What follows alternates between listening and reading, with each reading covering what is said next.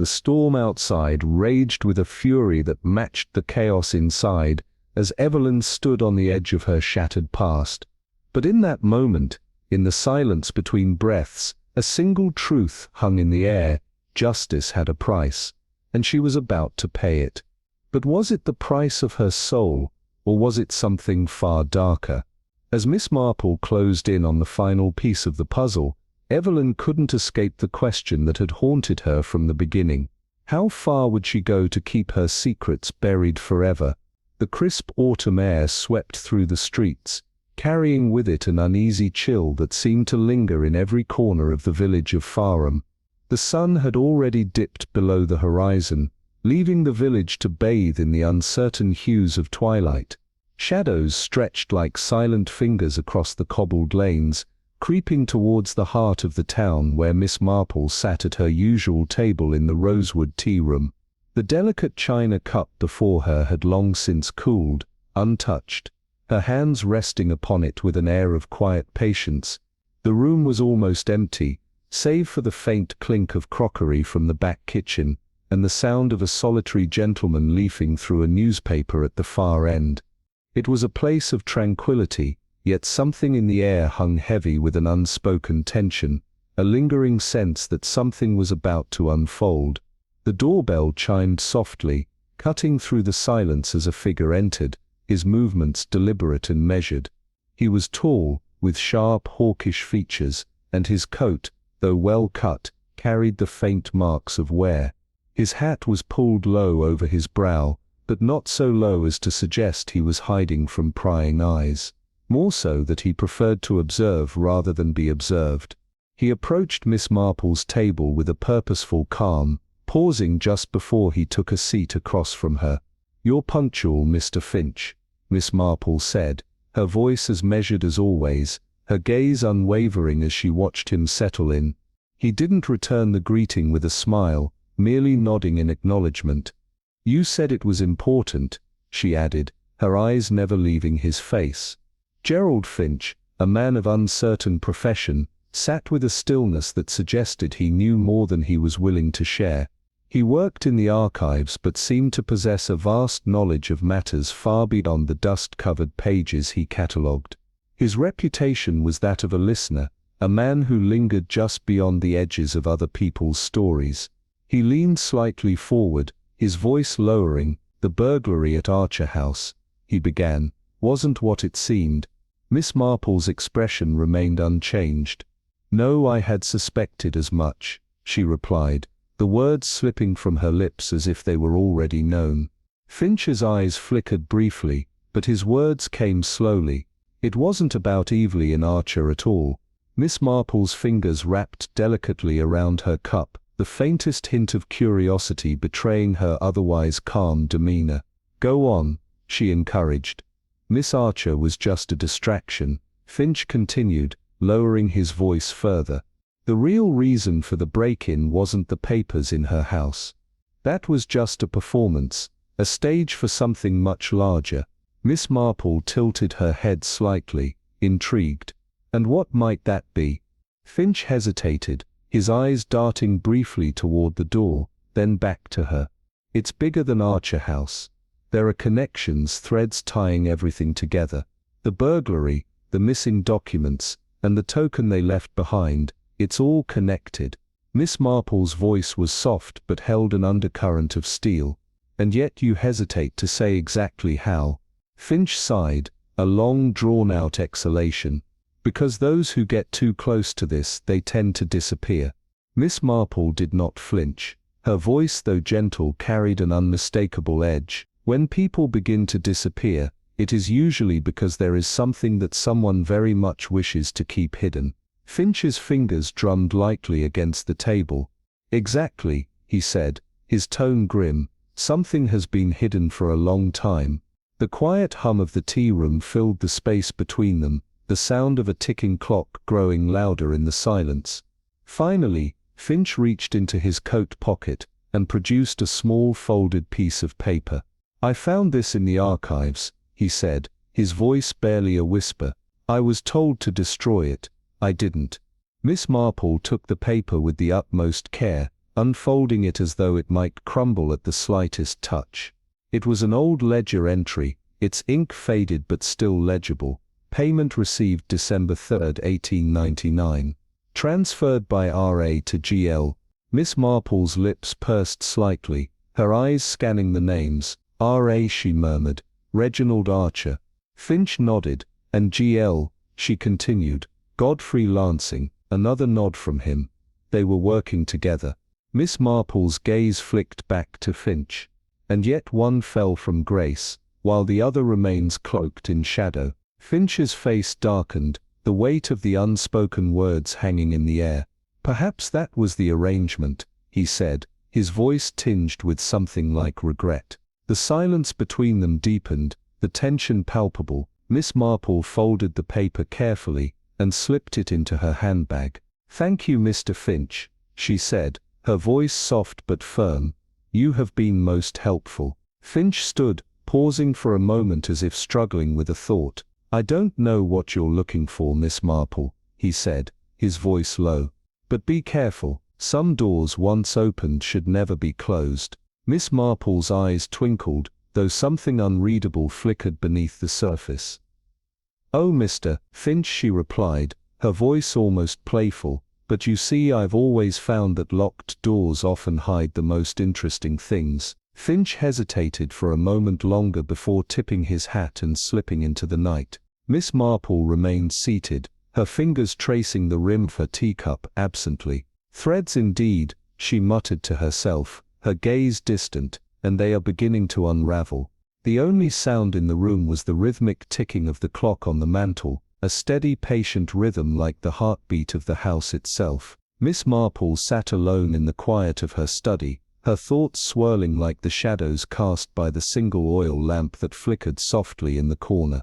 Her desk was scattered with the remnants of her investigation, old clippings, faded photographs, and at the center the small ledger entry that had set everything into motion.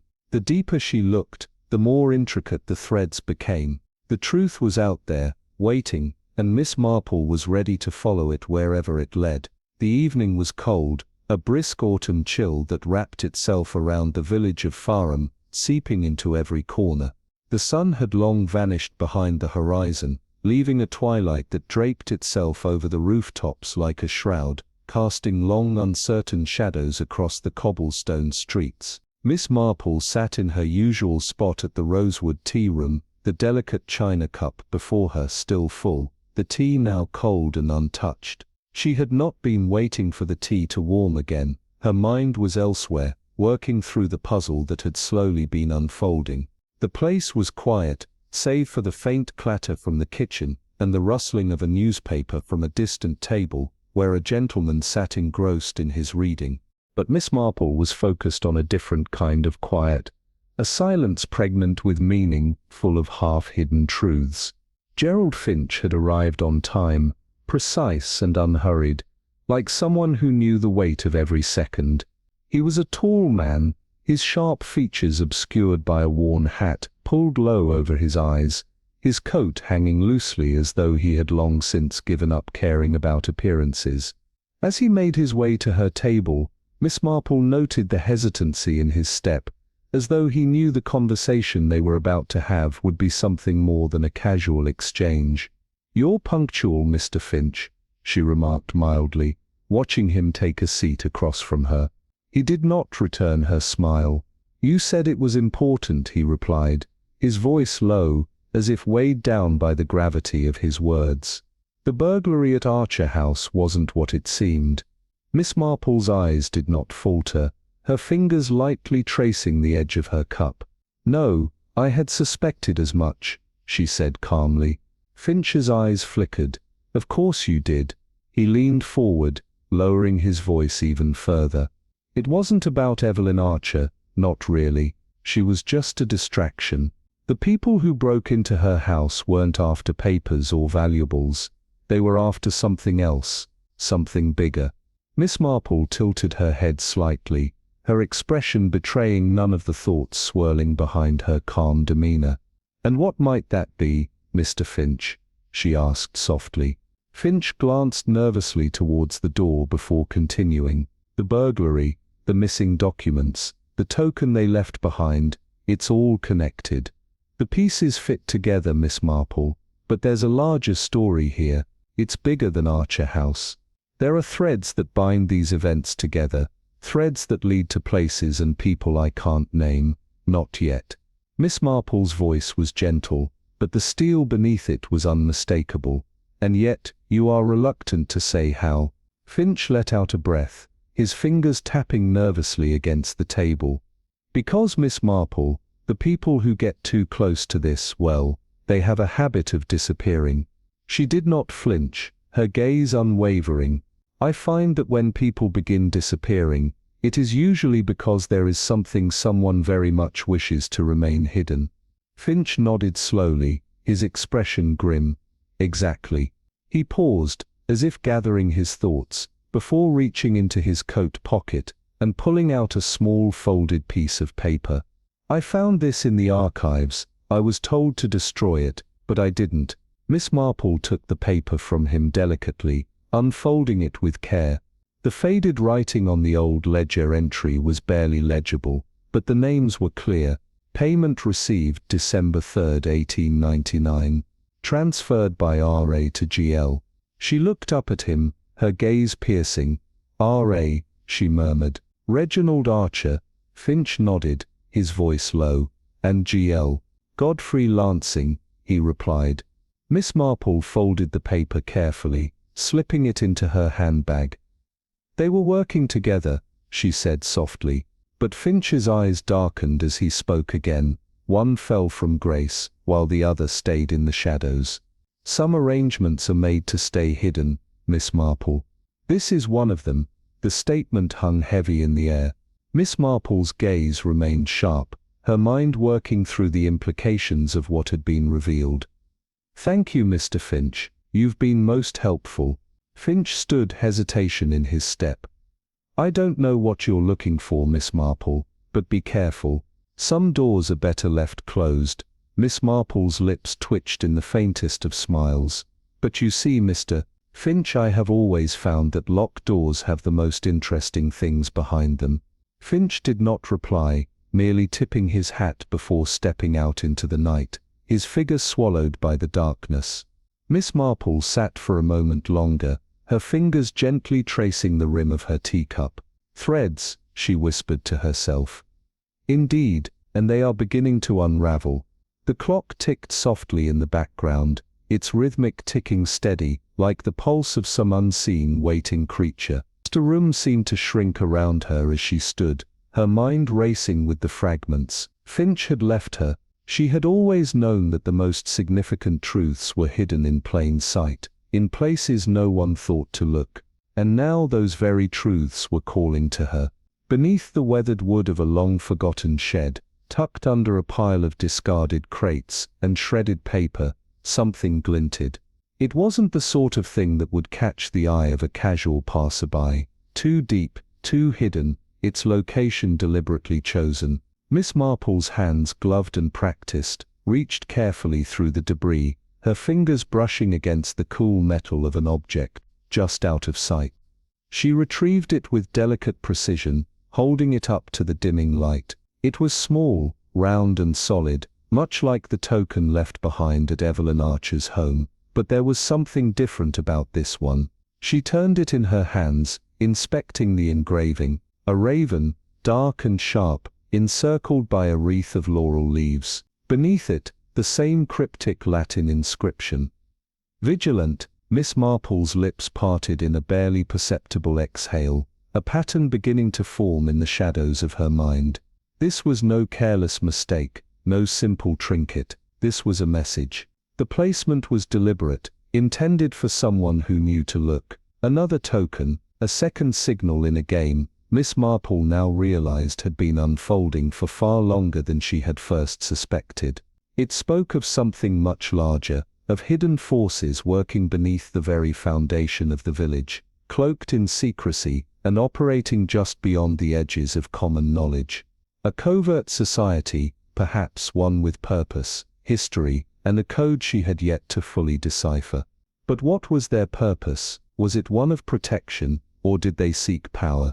Miss Marple's mind raced as she slipped the token into her handbag, a subtle smile playing at the corners of her mouth. She had been invited into something far deeper than she had imagined, and now she had a decision to make: follow the threads wherever they led, or step back and allow the darkness to consume it all. The evening was cold as she walked through the narrow streets, the last embers of daylight casting long skeletal shadows across the cobblestones. Mr. Fox and Hound stood at the end of the lane, its heavy oak door beckoning her. By day it was a humble pub, frequented by farmers and labourers seeking solace in their pints, but by night it transformed, becoming something far more sinister. The air inside was thick with the scent of stale ale and pipe smoke, the atmosphere heavy, as if the very walls carried the weight of countless untold stories. Miss Marple, concealed beneath a plain grey coat, stepped into the murk, her presence barely noticed amidst the low murmur of conversation. She moved silently, choosing a table near the back, where shadows pooled, offering her the perfect vantage point. As she sat, a young barmaid approached hesitantly, her eyes studying Miss Marple with a mix of curiosity and amusement. "Evening, madam, a bit of tea for you perhaps?" she asked, her voice light. "A sherry," Miss Marple replied smoothly, her gaze already drifting to a group of men huddled around a low table near the fire. Their appearance was nothing out of the ordinary: work-worn coats, flat caps, rough hands, but there was something in their posture, the way they spoke in whispers, the furtive glances they exchanged, that suggested more than mere camaraderie. Miss Marple took a slow sip of her sherry, her sharp eyes never leaving the men. She tuned into their conversation without giving herself away. "He's gone too far this time, mark my words," one of them muttered. Another grunted in agreement. "Doesn't matter what he thinks, there are rules, and he's broken them." A third voice, lower, raspier, cut in. "That doesn't mean we do something stupid." "We wait." There was a brief pause, a moment of palpable tension hanging in the air. Then the first voice again, barely above a whisper: "Ain't no waiting with a man like that. If she talks, it's all undone." Miss Marple's fingers tightened around her glass, her heart skipping a beat. The woman who could talk, and he, the man they feared. The name lingered in the air, unsaid, but understood: Roland Ver. Miss Marple's gaze sharpened, the threads of the conversation weaving together in a way that felt disturbingly familiar. She had seen this before: shadowy figures, power plays, alliances forged in secrecy. Roland Ver was a name that carried weight, and Miss Marple knew with an unsettling certainty that he was watching. His eyes everywhere. The game was moving faster now, the stakes higher. The weight of it all settled heavily on her chest. The pieces were in place, but the puzzle was far from complete. With a final glance toward the group, Miss Marple stood, slipping unnoticed into the shadows. She had no intention of waiting any longer. The threads had been pulled taut, and now it was time to see where they would lead. As Miss Marple took another delicate sip of her cherry glass, a name stirred in her mind, one that had been long buried under layers of time: Roland Vaser. The name was both a shadow and a whisper, elusive yet commanding. A man of many faces, an art dealer, a smuggler, a manipulator of fortunes and fates, he orchestrated crimes with the cold precision of a master strategist, always staying just out of reach. It was the sort of name that carried weight in the most dangerous circles, a name she had heard in passing before, but never truly understood until now. The conversation at the table grew quieter, more secretive, and Miss Marple's sharp eyes followed each of the men's movements. Her mind, however, was already piecing together the puzzle. The burglary at Evelyn Archer's home was no random act of desperation. It had been orchestrated, a deliberate piece in a much larger game. The token was not a careless mistake. It was a calling card, another step in the carefully laid plans of a secret society, or a covert network, one with tendrils reaching far beyond the quiet lanes of Fano. And somewhere in the heart of it all, Evelyn Archer had inadvertently crossed a line, stepping into a web that was far more dangerous than she could have imagined. Miss Marple set her glass down with a soft clink, her thoughts sharper now. The game had changed, and the stakes had been raised. Later, as the fire crackled in the quiet of her sitting room, Miss Marple's mind wandered back to a time long ago, a time when Roland Vaser's shadow had first crossed her path. She was young then, much younger than she was now, but her instincts had been just as sharp. Paris, 1981. The air had been thick with the scent of expensive cigars and perfume as she had sat in the opulent drawing room of a wealthy widow, Marguerite Duval. The case had seemed simple at first, a poisoned drink, an inheritance, and a shattered love affair. But as Miss Marple had dug deeper, the details had refused to add up, leading her to a missing ledger and a strange insignia stamped on an envelope. That emblem, though she had not recognized it at the time, was now all too familiar. A name had emerged in hushed whispers, a foreign dealer with a reputation for dealing in vanishing fortunes and making inconvenient people disappear. She had not known the name then, but she did now. The pieces had fallen into place. Then there had been Vienna, 1914, a case of stolen art, a museum director found dead in his office, an envelope containing a note, signed only with the letter V. Miss Marple had been on the sidelines, a mere observer, but even then she had sensed the presence of something larger, something meticulously orchestrated. She had read later about a private collector in France, a man whose name was never listed in any official documentation, but whose deals were known to be arranged through intermediaries. Roland Vaser again. Now as Miss Marple sat in her cozy sitting room, her sharp blue gaze reflected the dancing flames in the hearth, her mind racing with the revelations. This was not just a burglary, not just a case of stolen goods, or a desperate act of an unlucky woman. It was part of something much larger, a web that had been spun through various crimes over the years, a network with roots in the deepest shadows, and now it had reached Fano. She felt a chill run down her spine. The game was no longer about solving a single mystery, it was about understanding a long-buried conspiracy that had been carefully concealed for years. She exhaled softly, reaching for her notebook. The name Vaser had surfaced time and time again, each time slipping just beyond her grasp, but now it was at the heart of it all. The pattern was clear, a network of crimes, all connected by a man who had been pulling the strings from the shadows. The morning brought with it a crispness in the air, a quiet anticipation as the village came to life. Miss Marple rose early, as was her custom, stepping out to collect the Morning Post. It was a ritual she rarely found any intrigue in, until today. Today, a letter caught her eye. It was tucked neatly among the others, an envelope with no postage stamp, no return address. Her hand instinctively reached for it, and without a second thought, she carried it inside, placing it carefully on her writing desk. There was something in the weight of the envelope, in the way it had been placed among the rest, that made her pause.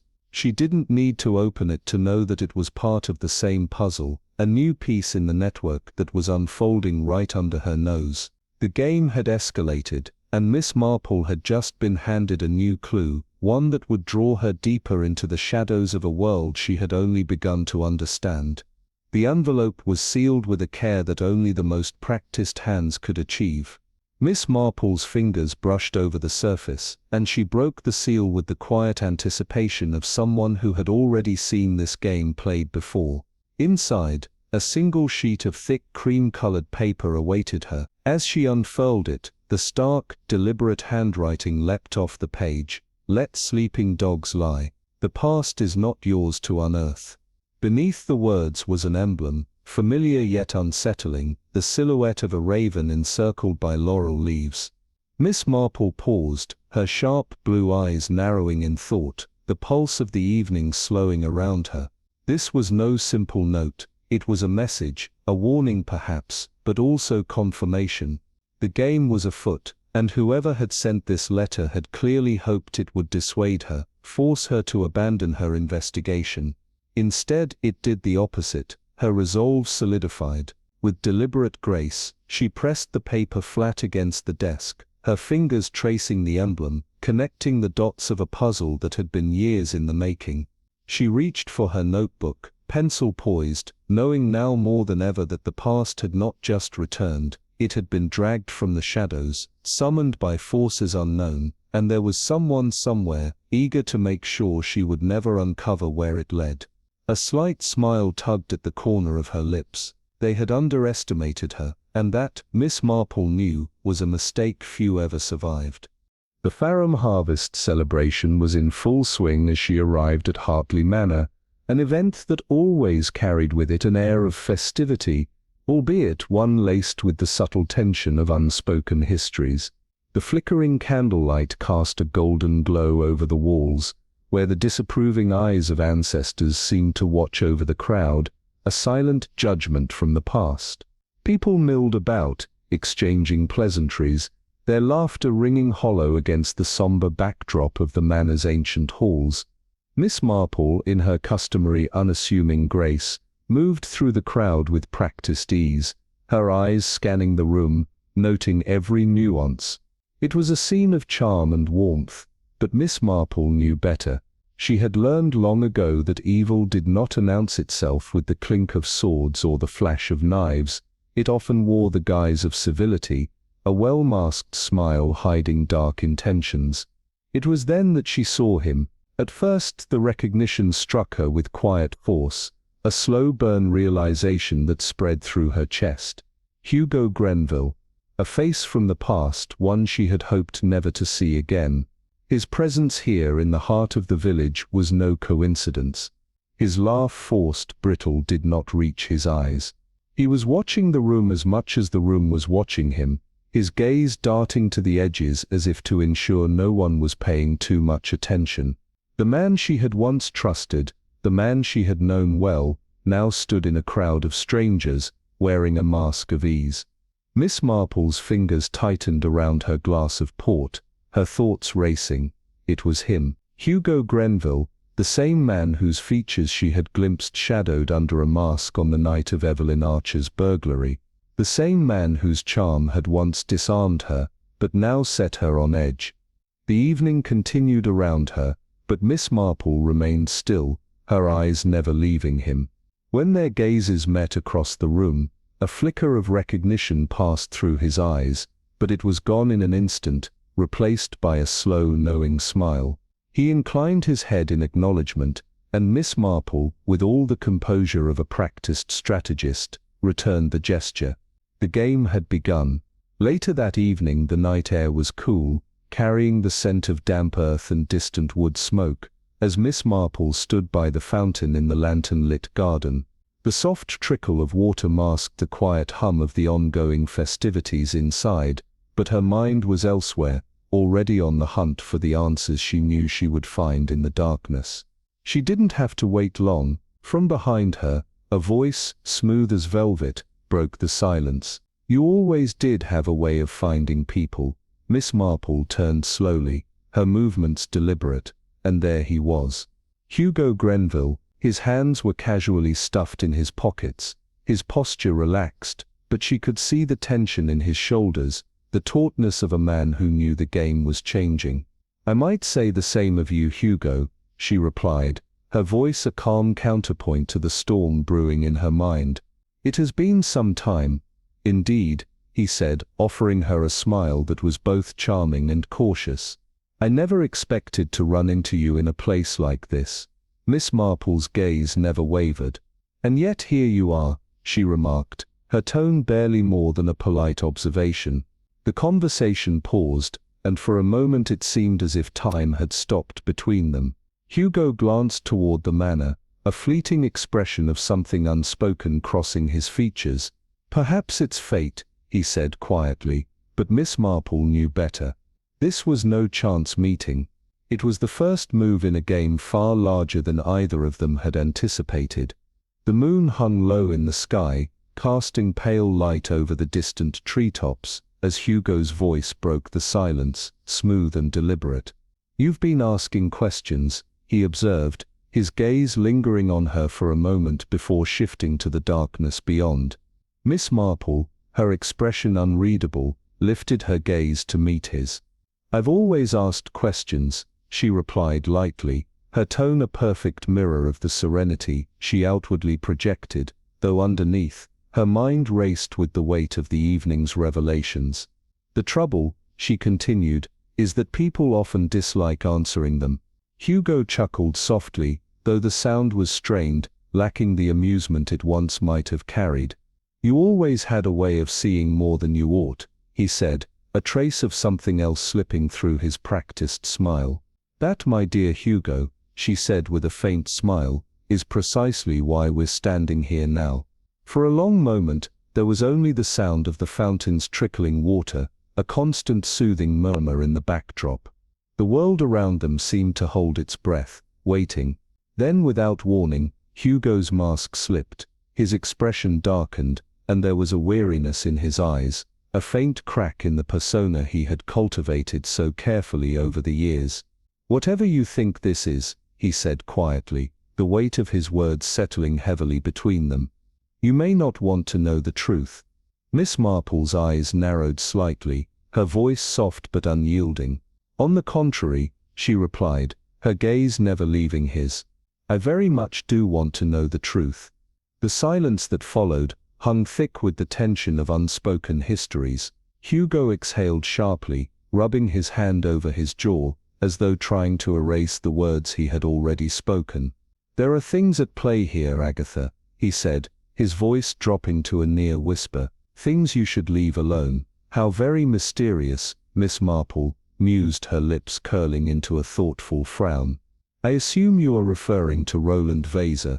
The flicker of recognition in his eyes was almost imperceptible, but she caught it, just a tightening of his jaw, a subtle shift of his weight. I see, she murmured, her words more a confirmation than a question. Hugo shook his head, his face tightening with an emotion she could not quite place. I cannot help you, he said, his voice strained. Miss Marple, her gaze unwavering, pressed on, her voice low and insistent. Then tell me, Hugo, she said, the words deliberate and cutting. Why were you at Evelyn Archer's house the night of the burglary? The question hung in the air, and for a long moment, Hugo said nothing. His lips parted as if to speak, but no words came. Miss Marple's eyes never left him, her quiet persistence closing in like a vise. I would rather like an answer, she pressed gently, her tone both patient and insistent. Finally Hugo exhaled slowly, as though the truth was a heavy burden he had been carrying for too long. I was there because I had to be, he said, his voice barely above a whisper. Had to be. She echoed, her brow furrowing in quiet disbelief. There was a long pause, and then Hugo's voice returned, quieter still. There are people one does not refuse, he muttered, the words weighted with a deeper meaning.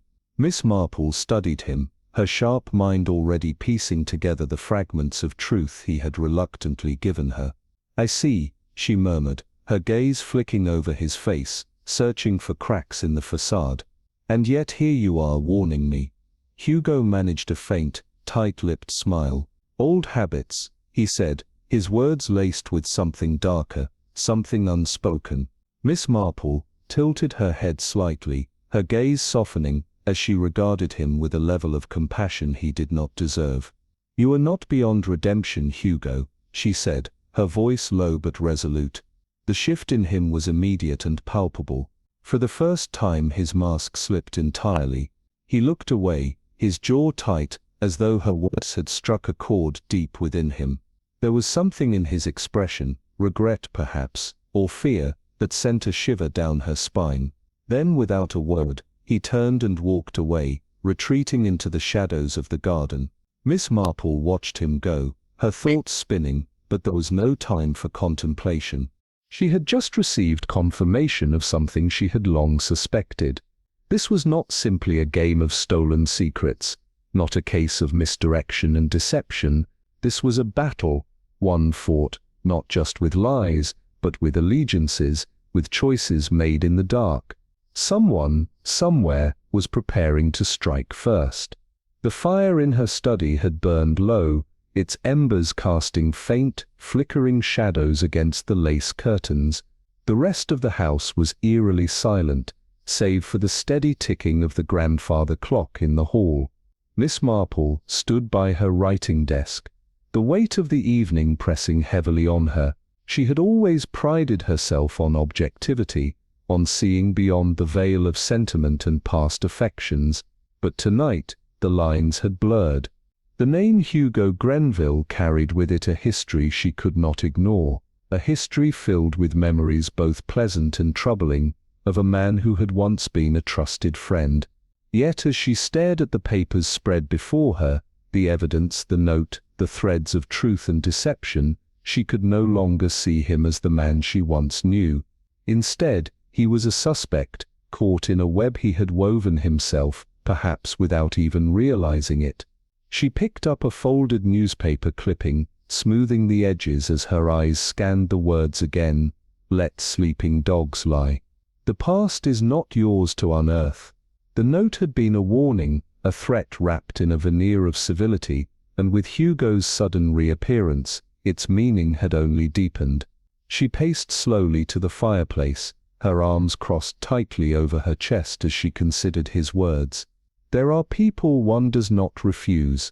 The hesitation she had seen in him that night, regret, fear, and a quiet, unspoken reluctance, spoke volumes. Hugo had already strayed too far down a path he could never escape, yet he had chosen silence over truth. The trouble with secrets, Miss Marple mused, was that they never belonged to just one person. Were Hugo's loyalties truly aligned with those who sought to manipulate the past, or was he merely another pawn in a much larger game? She opened her notebook, her hand steady as she flipped through the pages of her observations. Every detail, every conversation, every moment now held a new weight. She was no longer just solving a mystery, she was unraveling a conspiracy that threatened to consume everyone involved. The village of Fareham lay still beneath the weight of an unnerving quiet, its cobbled streets almost entirely swallowed by the dense fog that clung to the ground like an ethereal shroud. The gas lamps, few and far between, flickered weakly, casting only the faintest glow, their light barely penetrating the thick mist that curled around the rooftops like an ominous presence. Miss Marple, unperturbed by the creeping fog, moved through the shadowed streets with deliberate purpose, her every step silent against the damp earth. There was a time, many years ago, when she might have dismissed such nighttime escapades as the foolish indulgence of youthful bravado, meant for those with revolvers tucked in their pockets and cigarettes between their lips. But tonight, as the night pressed in on her from all sides, something in the air felt different, something that had nudged her, almost imperceptibly, from the warmth of her cozy study and into the embrace of the unknown. There was no denying it now, her instincts had guided her out here, through the dense mist and the encroaching silence, straight to Evelyn Archer's house. It stood at the far end of the village, an imposing stone structure that seemed to loom out of the fog, its grandeur now overshadowed by the absence of its former occupants. Since Evelyn's abrupt departure, the house had been left vacant, its once inviting atmosphere now replaced by a cold emptiness. But Miss Marple suspected that the house still held secrets, secrets that had been buried within its stone walls and hidden behind the heavy curtains of time. She reached the garden gate and paused for a moment, her gloved hand resting lightly on the cool iron, her mind churning with the tangled threads of her investigation. The burglary at Evelyn's house, the missing documents that linked Godfrey Laning to Evelyn's father, and the name Roland Vaser whispered in hushed corners, all of it led her here. Too many loose ends, too many unanswered questions, and too many dangerous implications to ignore. But above all, there was the lingering question about Hugo Grenville, a name from the past, now twisted into something far darker. His words, that fleeting moment when his mask had slipped, echoed in her mind. Was he a willing participant, or merely a pawn in a game far more dangerous than he could have anticipated? Miss Marple's sharp eyes gleamed with quiet determination as she gazed at the house before her. She had always prided herself on her ability to see through the facades that people built, on her keen ability to discern the truth from the web of lies that so often surrounded it. But tonight, the truth felt far less straightforward than usual. The path ahead was fraught with uncertainty, and every step deeper into the mystery seemed to draw her further away from the clarity she had once prided herself on. She moved carefully, deliberately, through the overgrown pathway that led to the side door. There was no surprise that it was locked, but Miss Marple was not a woman who took surprises lightly. She had observed Evelyn's habits during her previous visits, quiet, almost imperceptible observations that now served her well. Beneath the third flower pot to the left of the door, Miss Marple knew there was a brass key, the very one she had noted during her last visit, tucked away in plain sight, as though it were meant to be found. With the smallest twist of her wrist, the lock clicked open, and she stepped inside. The house greeted her with a cold, heavy silence, the kind of silence that comes only from abandonment, where the air feels thick with forgotten memories. The faint scent of old paper and polished wood lingered in the air, thick with the dust of time. The grandfather clock in the hallway stood motionless, its hands frozen in place as if the passage of time had halted, waiting for her arrival. She retrieved a small torch from her handbag, the beam cutting through the gloom as she made her way deeper into the study. Everything in the room appeared unchanged, the mahogany desk still pristine, the shelves lined with books, their spines worn with years of use. But it was the fireplace that caught her attention. Evelyn's father had been a man of business, and business-minded men were always cautious. He had kept everything secure, sometimes obsessively so. Miss Marple remembered a detail from her previous visit, something that had struck her as odd at the time. The hearth stonework had been slightly misaligned, a subtle imperfection that in the low light might have easily gone unnoticed by anyone else. But not by Miss Marple. She moved closer, her fingers lightly tracing the stone, searching for that slight ridge, that hidden seam. She found it, barely perceptible beneath her touch, and with a quiet shift, the stone wall moved inward, revealing a hidden compartment. Her heart beat a little faster, but she maintained her composure as she examined what lay before her, a small iron safe embedded deep within the fireplace. Miss Marple's eyes gleamed with quiet satisfaction. This was it, the moment she had been waiting for. She reached into her handbag, pulling out an unassuming crochet hook, her tool of choice for moments such as these. It had served her well on more than one occasion, a small but effective instrument. With careful precision, she tested the dial of the safe. It was an older model, simpler in design, relying on a basic combination mechanism rather than the more complex systems used today. As she turned the dial, she felt the tension in the air grow thicker, the weight of what was about to be revealed pressing down on her like the thick fog outside. Each click of the dial brought her closer to the truth. Whatever it was that lay inside the safe, she knew it would be the key to unlocking the answers she had been searching for. And as the final click echoed in the stillness of the room, she knew, without a doubt, that this was only the beginning. Miss Marple stood before the hidden safe, her mind sharp and steady, her breath barely audible as the ancient mechanism clicked open. She had no intention of forcing the lock. Such brutish methods were reserved for those who lacked the patience or intellect to understand the true nature of their pursuit. No, she preferred a far more refined approach, an approach steeped in careful observation and the art of subtlety. Evelyn had unwittingly revealed something vital during their last conversation, a casual mention of her father's favorite numbers, trivial at the time but now essential. The year of his birth, the date of his first business deal, and the day he wed Evelyn's mother. Miss Marple had filed them away as easily as one would remember a shopping list. With a deliberate motion, she turned the dial, testing her memory against the numbers Evelyn had once spoken of. The lock clicked open, a quiet triumph washing over her, fleeting but satisfying. Inside, there were no treasures, no riches, just a stack of yellowed documents and a small worn leather-bound notebook. She carefully retrieved them, slipping them into her bag with a practiced hand, before pausing. A creak, a subtle shift in the air, the floorboards groaned, as though protesting her presence. Her eyes narrowed, her senses attuned to the faintest sound. She stood motionless, her breath held tight in her chest. Had the house merely settled, or was it something else, something more deliberate? For a long moment, she stood in silence, listening, the tension thick in the room like a living thing. Nothing. She exhaled quietly, closing the safe with a careful hand, restoring the fireplace to its original state. Someone had gone to great lengths to ensure these documents remained hidden, but why?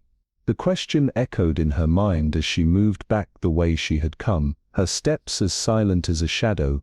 Every movement was measured, every thought precise.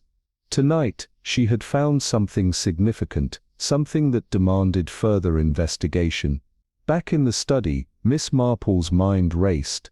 The documents had hinted at something more than she had anticipated. Among the aged papers, there were references to another location, another place where the most damning evidence had been concealed. As she ran her fingers along the bookshelf, she felt a faint indentation in the wood, barely perceptible but unmistakable. She pressed gently, and to her satisfaction, a section of the wall shifted ever so slightly. A hidden compartment, a second safe, was revealed behind the facade of the house itself. This was no accident. Whoever had hidden these secrets had taken great care to protect them. Miss Marple adjusted her spectacles, the gleam in her eyes betraying the thrill of the chase, and set to work. The mechanism was old but well crafted, requiring both patience and a precise touch. She had learned long ago that time was often the greatest ally of those seeking the truth, and it was with this knowledge that she worked, turning the dial with deliberate care. After several moments there was a soft, satisfying click. The safe opened, and the air inside was thick with dust and secrecy. She withdrew the contents carefully, her fingers brushing against aged papers, some with faded ink, others crisp and recent. At the bottom of the pile was a leather ledger, its pages worn with time, its contents lined with names and numbers that carried with them a weight of deceit. She flipped through the first few pages, the transactions listed there revealing a dark undercurrent beneath the surface of the seemingly innocuous exchanges. Large sums of money moved between familiar names, names she had encountered before in her investigation: Godfrey Lansing, Colonel Braithwaite, Richard Sims, and of course, Evelyn Archer's father, Reginald Archer. These were not innocent business dealings. Miss Marple's lips tightened as she traced the lines of fraud, investments routed through shell companies, money siphoned off into mysterious accounts. At the very bottom of the ledger, an envelope caught her attention. It was heavier than the others, and when she opened it, she found grainy photographs, poorly developed, but clear enough to paint a damning picture. An art auction, a rare painting changing hands, and a signature she recognized all too well. Roland Vaser. The name had surfaced in criminal circles more than once, whispered in hushed tones in dark corners. He was one of Europe's most notorious art forgers, and his connection to the local elite was a well-kept secret. Miss Marple closed the envelope carefully, her mind already racing. This was no simple financial scandal, it was a conspiracy that stretched far beyond what she had initially suspected.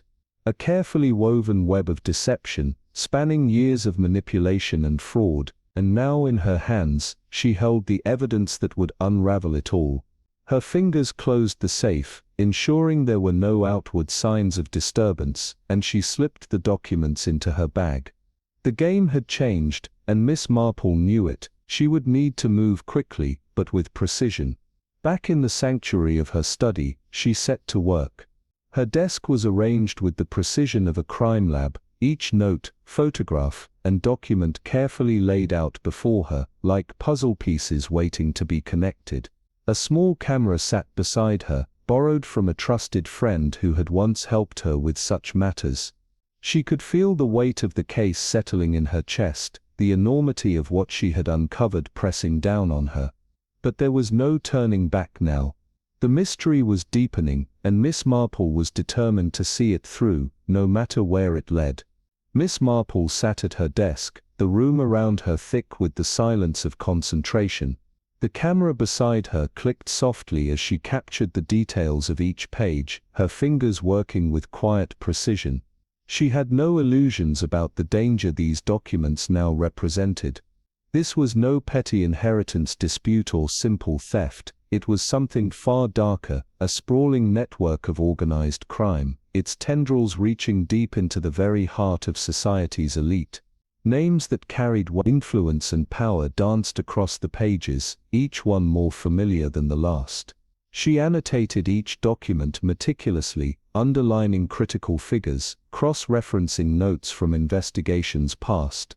The web was vast, far broader than she had imagined, its threads leading from a seemingly insignificant burglary in a quiet village to a shadowy nexus of art forgeries, financial corruption, and illegal dealings. Her teacup sat forgotten beside her, its contents long since gone cold, but Miss Marple remained undisturbed. She paused only once, sitting back in her chair to survey the landscape of her discoveries, her mind whirring with possibilities. What was their next move? She suspected they already knew she was on their trail. The note she had found on her doorstep had made that clear. But did they know how far she had delved? How much she had uncovered? She could not afford to wait and find out. Reaching for her pen, she composed a brief but urgent message to an old contact in Scotland Yard, a promise that if anything were to happen to her, the truth would not vanish with her. She sealed the envelope with a quiet resolve, then turned her attention to the next phase. No longer was she merely a detective uncovering secrets. Now she was a woman, intent on dismantling a criminal syndicate piece by piece. The village outskirts were quiet as dusk settled in, the mist rolling over the narrow lanes, thick and suffocating.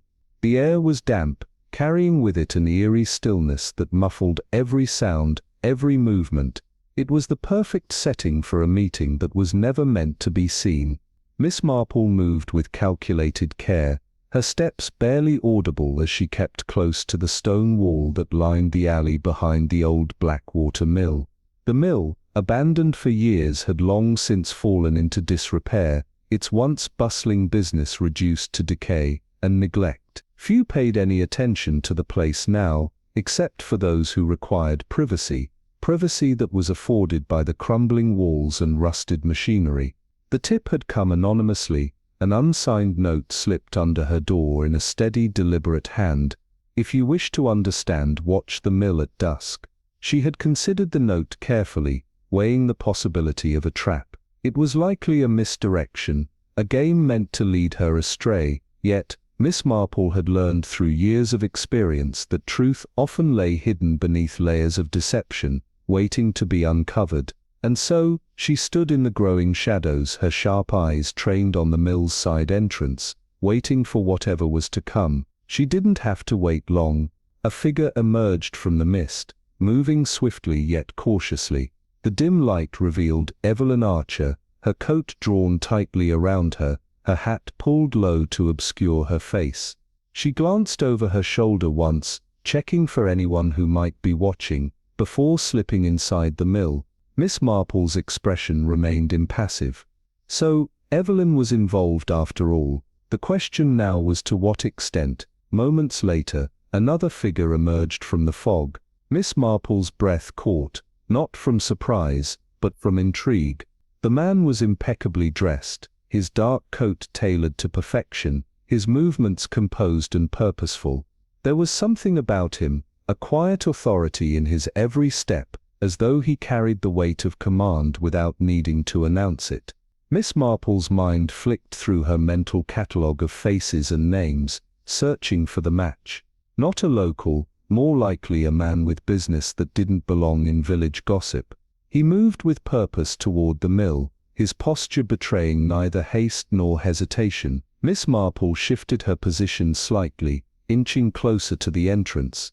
The air was thick with the damp chill of evening, the faintest sounds amplified in the silence around her.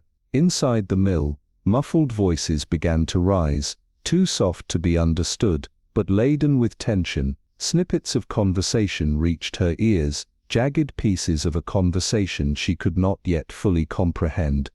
Not what was agreed, dangerous to wait, too many eyes watching. Then Evelyn's voice, calm but edged with something sharper than Miss Marple had ever heard before. "I didn't come here for assurances.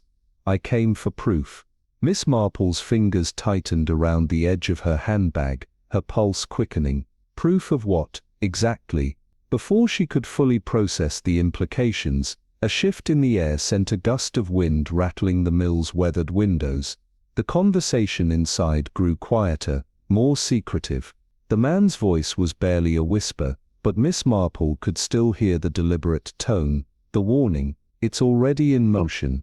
Be careful where you stand when the ground shifts."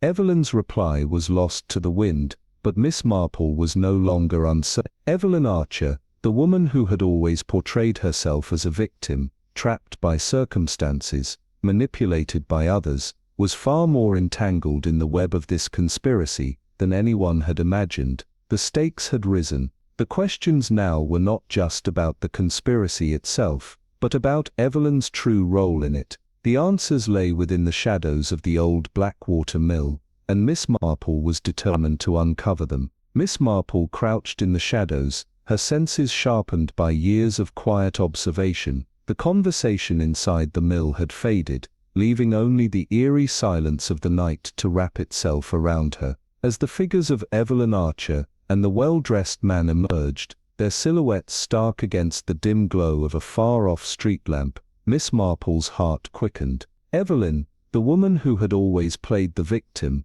was now engaged in something far more dangerous. Was she working against the very syndicate she had once been ensnared in, or was this just another act, another role in a meticulously staged deception? Miss Marple's mind raced, but she did not move, watching closely as the two figures parted, their footsteps muffled by the thick fog. The game had shifted, she knew that much. Evelyn was no longer just a pawn in a larger scheme. She was playing both sides, weaving a web of her own, and Miss Marple needed to discover which side she truly stood on. She shifted her position behind a stack of crates, her body nearly invisible in the murky dimness, and listened intently. The voices of Evelyn and the man were hushed, but the urgency in their words was palpable. Evelyn's brow furrowed, her lips set in a The man's voice, crisp and authoritative, cut through the quiet. "Lansing already suspects. If he realizes what you're doing, he will." Evelyn's sharp interruption came swiftly,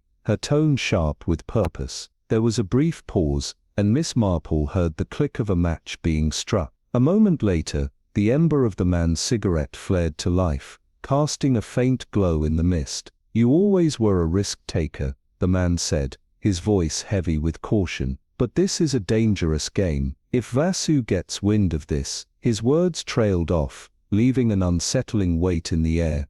Miss Marple's pulse quickened as the name rang out in her mind. Roland Vasu, the shadowy figure behind much of the corruption she had uncovered, the mastermind whose hand reached further than anyone had realized. His influence, hidden in the folds of secrecy, stretched far beyond the village, and now Evelyn Archer, the supposed victim, was working against him. This was not a woman simply trapped by her past misdeeds. This was a woman playing a calculated game of deception. "You've made sure the papers are safe?" Evelyn asked, her voice steady despite the tension. "They'll be ready when we need them," the man replied, but then his voice dropped to a lower, more cautious tone. "I won't be able to protect you if they find out you've been feeding information to the other side." Evelyn's response was sharp, her voice unwavering.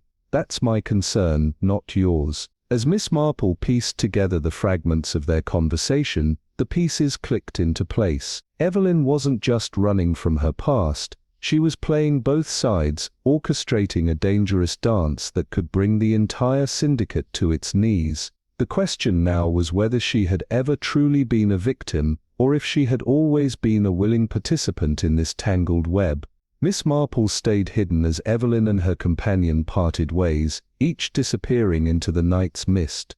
The village remained blissfully unaware, its most dangerous secrets still veiled in darkness. As Miss Marple walked back through the quiet streets, her mind turned the facts over like threads in a complicated tapestry. She could not shake the feeling that betrayal was not only imminent, it was already underway. The question now was who was deceiving whom. The thin veil of fog lifted, the first light of dawn creeping over the village, yet Miss Marple's thoughts remained clouded in uncertainty. In that fleeting moment between night and morning, she realized that she stood at a precipice. Evelyn Archer, once a suspect, a pawn, and now potentially a player in her own right, had blurred the line between truth and illusion. Miss Marple would need to tread carefully, for the answers she sought were buried deep, and uncovering them could mean exposing her own vulnerabilities. The game was only just beginning. The threads of the mystery were slowly unraveling before Miss Marple, her mind whirring as she tried to discern the true pattern beneath the surface of Evelyn Archer's involvement.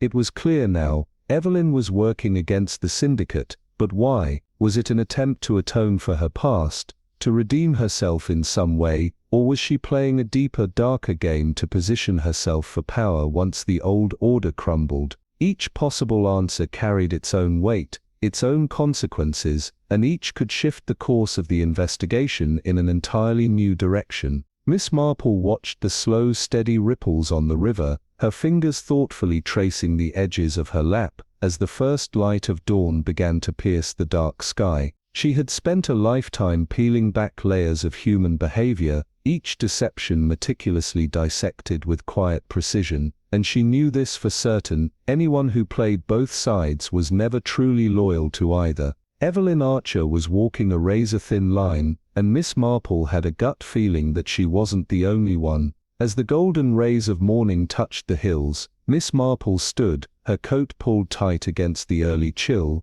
her thoughts already turning to the next move. The game had evolved, and now the next move belonged to her. In the comfort of her study, Miss Marple was no longer surrounded by the delicate lace curtains or the comforting warmth of her usual sitting room. Tonight, her study had become a war room, a place of cold logic and razor-sharp intuition.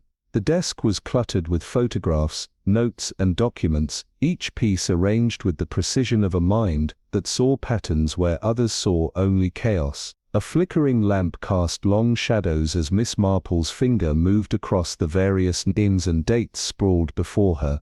At the center of it all lay Evelyn Archer, a woman who was no mere victim of circumstance, nor a desperate soul caught in a criminal web, but a deliberate player in a much more complex and dangerous game. The pieces of the puzzle had begun to form a clearer picture, but there were still pieces missing. The burglary wasn't just a simple theft, it was a performance, a calculated act designed to leave a clue behind, a clue that would draw the right people into the open.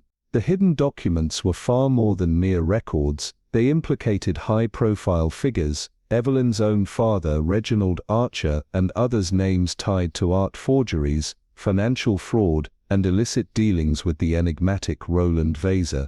The secret meetings, the whispered conversations, the clandestine rendezvous, all painted a portrait of a woman who was far from helpless. She was pulling the strings, forcing those who had always operated in the shadows to reveal themselves. Evelyn's intentions were becoming clearer, and yet there was still so much Miss Marple didn't know. There was one final piece of the puzzle that needed to be confirmed, one final truth that could tie it all together. She knew just the person to help her.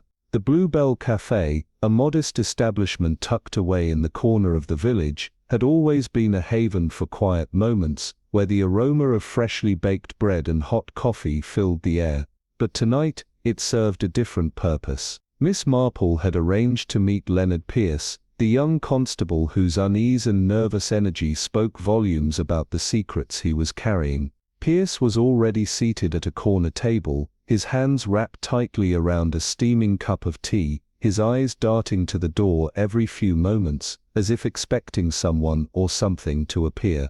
When Miss Marple entered, his posture stiffened, and he glanced around nervously. "Miss Marple," he said, his voice carrying the weight of someone burdened with too much knowledge and too little understanding. She settled into the chair opposite him, offering a small reassuring smile. "I appreciate you meeting me, Leonard. I hope I'm not troubling you too much." Pierce swallowed hard, his discomfort palpable. You said you had questions about the Archer burglary." Miss Marple removed her gloves slowly, her eyes never leaving his face. "Yes, but I believe you know it wasn't really about the burglary, Leonard." His eyes widened, and he leaned in, lowering his voice. "I don't know anything, Miss Marple." She smiled, a faint, knowing smile. "Oh, but you do," she said gently, "and I believe it's weighing heavily on you." Pierce exhaled sharply, running a hand through his disheveled blonde hair. "I was told not to speak about it." His voice faltered, his nerves threatening to undo him. Miss Marple's eyes narrowed as she studied him, every ounce of her being attuned to the undercurrent of fear running beneath his words. "It's not just a burglary, Leonard. This is something much larger, and you've seen enough to know that." The constable's eyes flicked to the door once more, the weight of her words settling on him. Miss Marple's instincts told her that Leonard Pierce held the final key to unraveling the mystery, but whether he would be willing to share it, or whether the truth would destroy him, remained to be seen. The game had shifted again, and Miss Marple had a feeling this was the moment that would either confirm everything she suspected, or tear it all apart. The pieces were falling into place, but the final truth was still a long way from being revealed. Miss Marple leaned in closer, her voice dropping to a near whisper, but its intensity was unmistakable. "Leonard," she said, her gaze locking onto his, "I believe Evelyn Archer didn't stage that burglary simply out of desperation. No, she orchestrated it to pull the right strings, to draw out those who hide behind their power and wealth, those whose corruption runs deeper than we have yet imagined. Evelyn is playing a far more dangerous game, one where she is the puppet master, luring out those who believe themselves untouchable. This isn't just about a robbery, it's about exposing a network, one that has woven itself so intricately into the fabric of society that the truth is almost buried."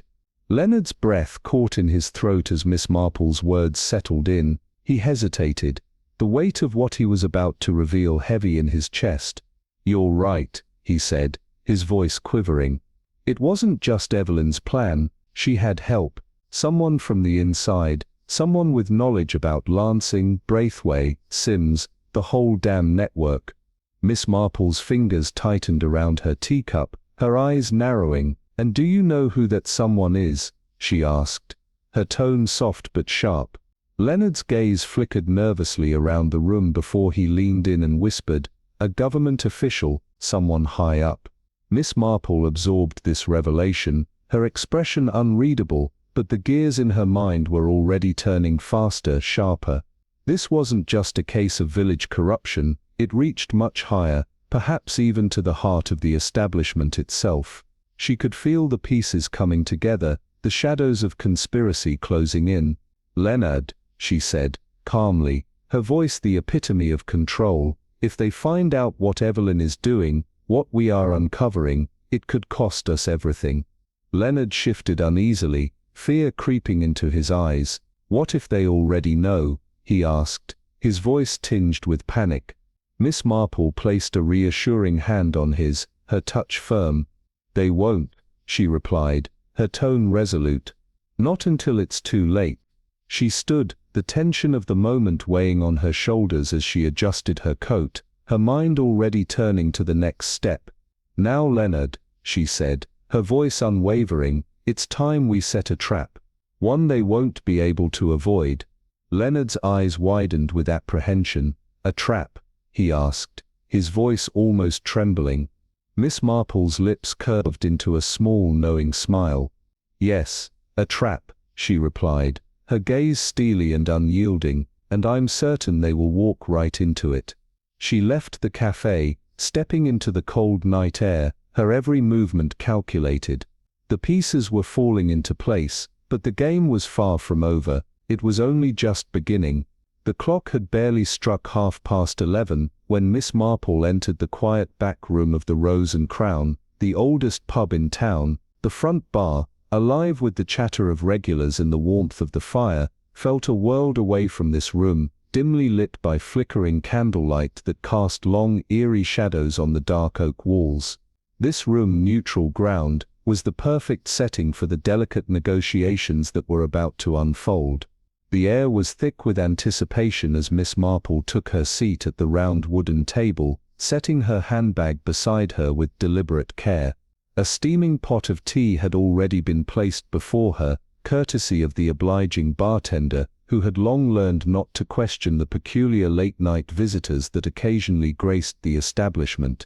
Across from her, Sergeant Graves sat, his face betraying reluctant interest, while beside him, Leonard Pierce, the young constable, shifted uneasily in his seat, his nerves clearly frayed. And then there was Evelyn Archer. She entered without hesitation, her posture straight, her gaze steady and unreadable. There was no sign of the vulnerability or fear that had marked her earlier encounters. She moved like a woman in control, fully aware of the stakes she was playing for. She removed her gloves with slow, deliberate precision before taking her seat across from Miss Marple. The tension in the room was palpable, the air thick with the unspoken truths that hung between them. Miss Marple poured herself a cup of tea, stirring it thoughtfully as she let the silence stretch. Finally, she spoke, her voice calm, but carrying an undeniable edge. "You've been very clever, my dear," she said, her gaze never leaving Evelyn's face, "but I think the time for games is over." Evelyn's fingers tightened around the edge of the table, but her expression remained unshaken. "I don't know what you mean," she replied, her voice even, controlled. Miss Marple sighed, a faint smile playing at the corners of her lips. "Come now, Evelyn. You orchestrated that robbery not to steal anything, but to lure them out, force them into action. And now I think you're beginning to realize that time is running out." For the briefest moment, a flicker of something, fear, frustration, crossed Evelyn's face, but it was gone as quickly as it had come. Sergeant Graves cleared his throat, his voice cutting through the tension. "Miss Marple," he began, his tone no nonsense, "if you have something to say, I suggest you say it plainly." Miss Marple folded her hands over the table, her gaze unwavering. "Very well," she said, her voice steady, "let me explain precisely what's happening here." She paused for effect, allowing the room to settle into an uneasy silence before continuing. "The network we are dealing with, Roland Vazer, Godfrey Lansing, Colonel Braithwaite, and certain unnamed figures in high places, has been built upon layers of deception, forged artworks, financial fraud, illicit investments. But the key to unraveling it all lies in the one thing that criminals fear most." Sergeant Graves frowned, his brow furrowing in confusion. "Exposure?" he asked, his voice uncertain. Miss Marple nodded. "Indeed. You see, Evelyn wasn't merely a victim, caught between two opposing forces. No, she's been playing her own game, feeding information, setting traps, and slowly, carefully, pulling the strings that tie this entire web together." The weight of her words settled over them like a shroud, and for the first time, Evelyn's composure faltered. Miss Marple could see it in her eyes. Evelyn had been playing all along, but the final curtain was about to fall. In the quiet, shadowed room of an abandoned manor, the air was thick with the weight of unspoken tension. Miss Marple, poised and calculating, took a deliberate sip from her teacup, eyes flickering with a knowing gleam as she set it down, the faintest smile playing on her lips. Evelyn Archer sat across from her, the elegance of her emerald dress contrasting sharply with the anxiety flickering in her eyes. The room was still, save for the low murmurs of the men around the table, figures accustomed to power, their faces betraying unease for the first time in years. Sergeant Graves, ever the skeptic, leaned forward, his voice low but intent. "What now, Miss Marple?" She exhaled slowly, her response measured. "We set the final trap." Leonard Pierce, usually silent, shifted uncomfortably in his chair, his thoughts lingering on the implications of her words. "You mean, let them come to us?" Miss Marple's smile grew slightly, the sweetness of it hiding something far darker. "Precisely," she said, her eyes locking onto Evelyn's. Tomorrow evening, we'll let them believe that you've acquired something critical, something that could unravel their entire operation. They'll come for you, Evelyn, but this time, they won't find a frightened woman." She paused, letting the silence stretch. "They will find something far more dangerous." Evelyn's pulse quickened, a mixture of fear and exhilaration flashing across her face. Sergeant Graves scoffed, "And if we fail?" Miss Marple inclined her head, her voice cool as ice. "The law, and a touch of misdirection." The plan was set, the pieces in motion. The night was heavy with anticipation, as the manor, long abandoned and consumed by ivy, stood silently beneath the pale moonlight. Inside, the once grand hall now whispered of decay, its darkened windows like unblinking eyes. The atmosphere was thick with secrecy, a scent of aged wood and the weight of forgotten truths. A dozen men, each accustomed to the luxury of control, sat nervously around the long oak table, their faces a mixture of suspicion and dread. Godfrey Lansing, the usually unflappable leader, was visibly tense, his calm composure slipping ever so slightly. Colonel Braithwaite, a man of rigid military discipline, shifted in his seat, his instincts screaming that something was amiss. Richard Sims, the banker, wiped sweat from his brow while two art dealers whispered conspiratorially at the far end of the table, their eyes darting nervously to the woman standing apart from the group. Evelyn stood tall, her composure almost unnerving, her gaze cold and defiant as it swept over the men before her. Her hands clasped tightly before her, betrayed none of the fear she had once felt. But tonight was different. Tonight she was no longer the hunted. She was the hunter. The tension in the room grew palpable as a final figure entered, a man whose presence seemed to chill the air. Roland Vaser, his tailored suit, pristine and untouched by the dust that clung to everything else, spoke of a man who had never known vulnerability. He moved with the quiet confidence of someone accustomed to being in control, his sharp gaze sweeping over the room until it landed on Evelyn. A slow, knowing smile spread across his lips, his voice smooth as velvet. "Ah," he murmured, "so the game has led us here." His eyes never left hers as he continued, "I trust there's a very good reason for this." Gathering, the room fell silent, all eyes shifting to Godfrey Lansing, who cleared his throat, the murmur of uncertainty rising in volume. "We have a situation." Lansing's voice was taut, a chill spreading through the room as his words hung in the air like a storm about to break. But before anyone could respond, a new voice filled the hall, soft yet carrying an unmistakable authority. "Oh, I do believe that's my cue." The heads of the men turned as one, the tension in the room rising to a fever pitch, the truth now closer than ever before.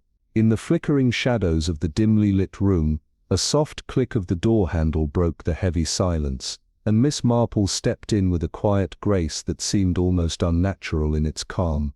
Her sensible shoes, echoing lightly against the cold stone floor, were the only sound that disturbed the tense atmosphere. With one gloved hand she held a small leather-bound notebook, its appearance modest yet holding the weight of something far more significant. As she moved toward the head of the table, her presence commanded attention, though none more than Roland Vaser, whose impassive face betrayed nothing despite the underlying tension in his eyes. Others in the room, however, were less adept at hiding their discomfort.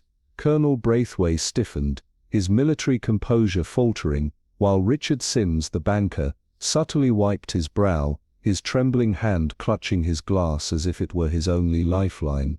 The two art dealers, their faces unreadable yet full of suspicion, shifted uneasily in their seats, their eyes flicking nervously to Evelyn Archer, who stood apart from them.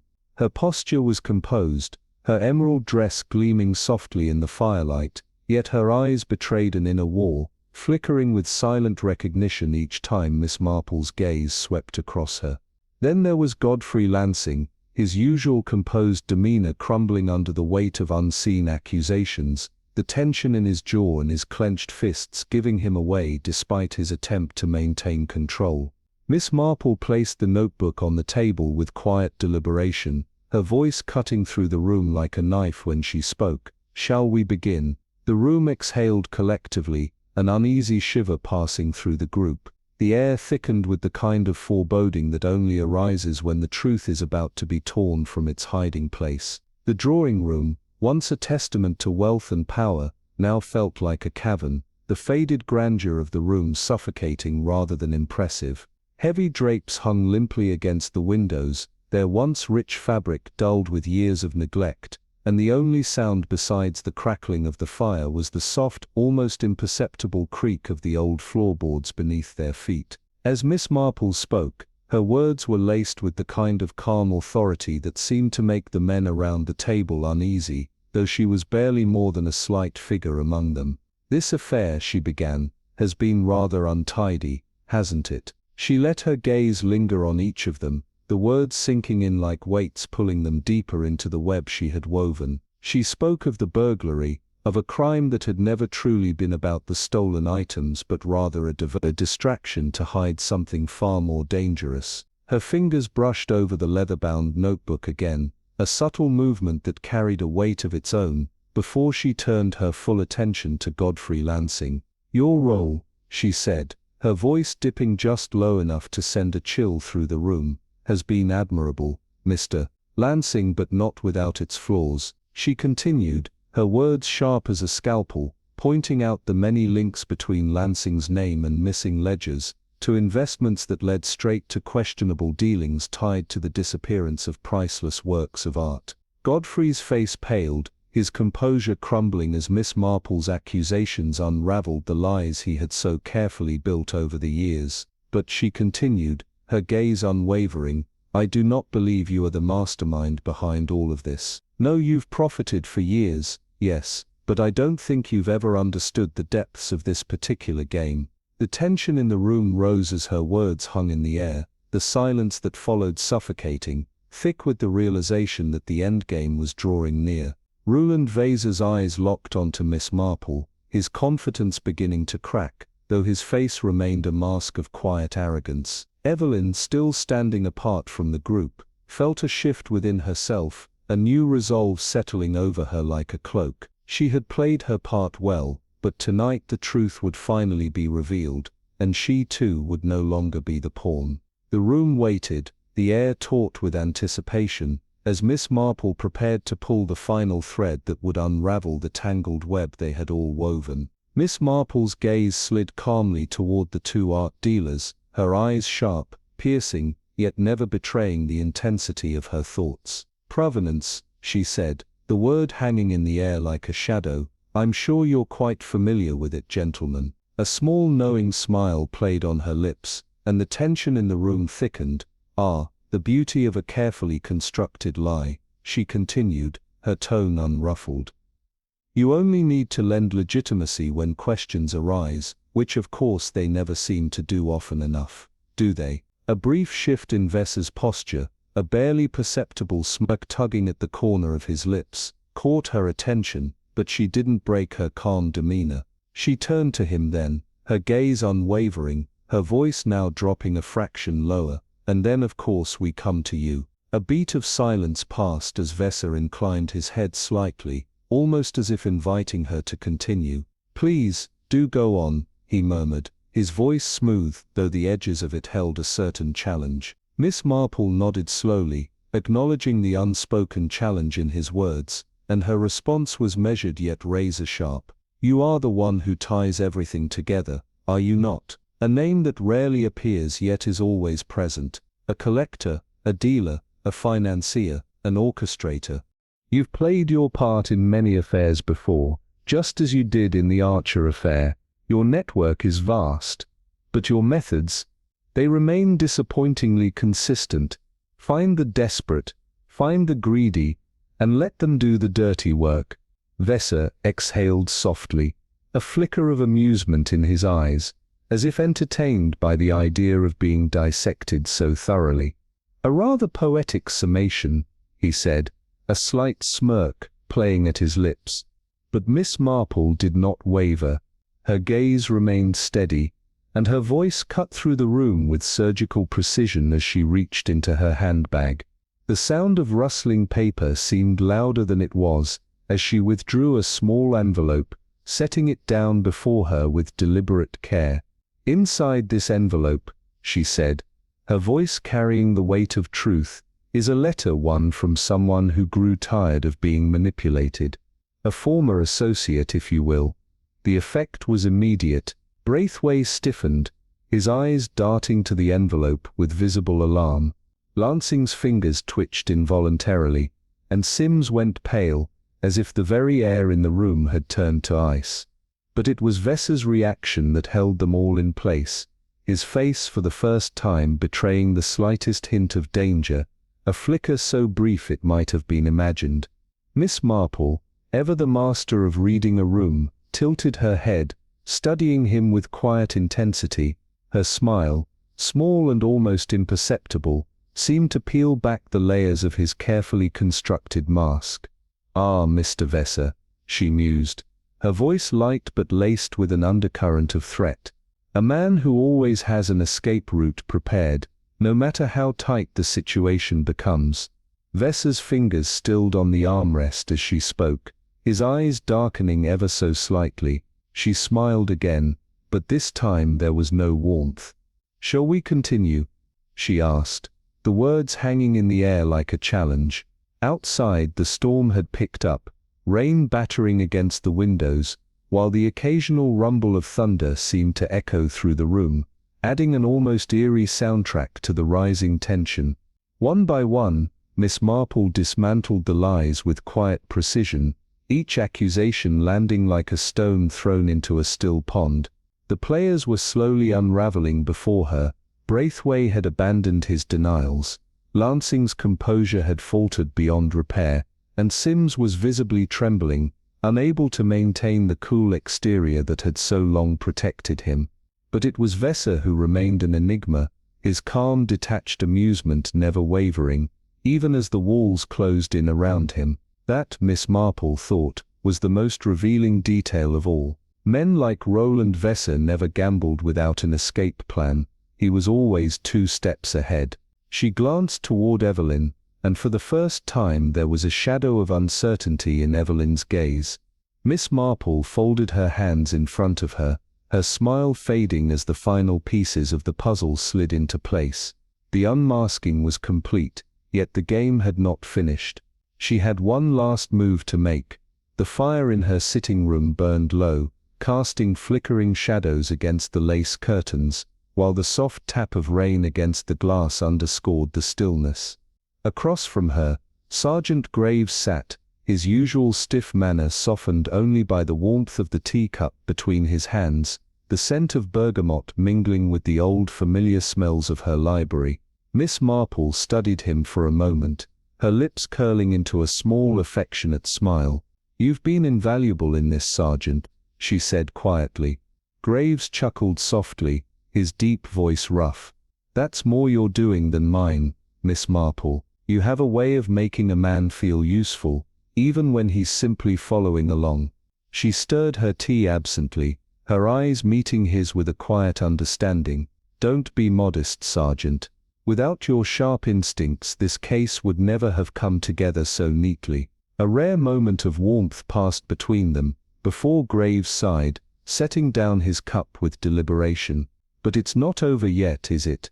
Miss Marple exhaled slowly, her gaze flicking toward the stack of documents resting near the fireplace. "No," she murmured softly, "there is still the matter of Roland Vesser, and of course the final missing pieces." Graves followed her gaze, his brow furrowed. "We can bring them in, surely," he suggested, though doubt tinged his voice. Miss Marple took a long moment before responding, her eyes never leaving the stack of papers. "Perhaps, but I don't believe we've uncovered all there is to find, not yet." The night had drawn a heavy veil over the village, the mist curling around the cobblestones like a spectral presence. Miss Marple's footsteps echoed softly as she moved through the deserted streets, her mind sharp and steady, processing the revelations of the past hours. A flicker of unease passed through her, like the prelude to an impending storm. She had trusted Sergeant Graves, relied upon his quiet support in unraveling the web of deception that had entangled so many. But now she stepped out into the night, that trust seemed a fragile illusion. A single letter had shattered the careful construct of her investigation. The ink on the paper, smudged by the damp air, had spelled out her greatest fear. If you want the final answer, look in the second drawer of Sergeant Graves' desk. Her heart had skipped a beat as she had read it. The truth she had been seeking had always been there, within reach, but obscured by the man she had considered her ally. She reached the post office, her breath steady despite the rising tension, knowing the answers would lie within the most unsuspecting places. A soft light flickered from the police station window, casting long shadows that whispered of secrets too dangerous to reveal. It was there in the half-light that she overheard the conversation, a voice unmistakably Graves', low and deliberate, speaking of destroying evidence and manipulating her trust. Her chest tightened,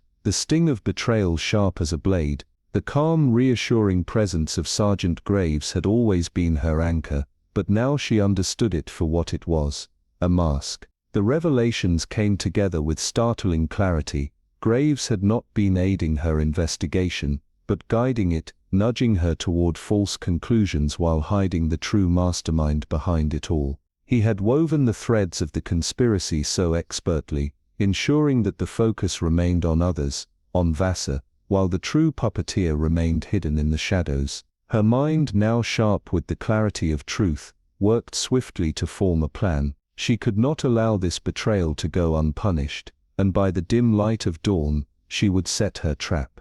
The village green greeted her with the soft glow of first light, but her heart was cold, focused. Miss Marple stood at the edge of the mist-shrouded hills, her thoughts turning to the final confrontation, to the gathering that would take place in the abandoned Ashworth foundry. It was a perfect location, remote, forsaken by time and neglect. There, in the crumbling remnants of what had once been a thriving industrial hub, the conspirators would come, one by one. Their footsteps would echo through the empty space, their nervous glances betraying their awareness of the danger they faced.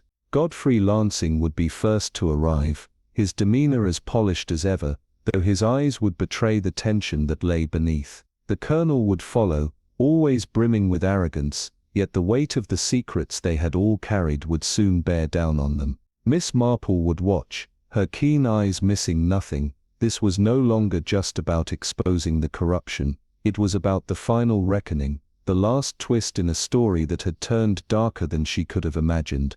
And at the center of it all, there would be Sergeant Graves, the man she had once trusted above all others, who would soon face the consequences of his treachery.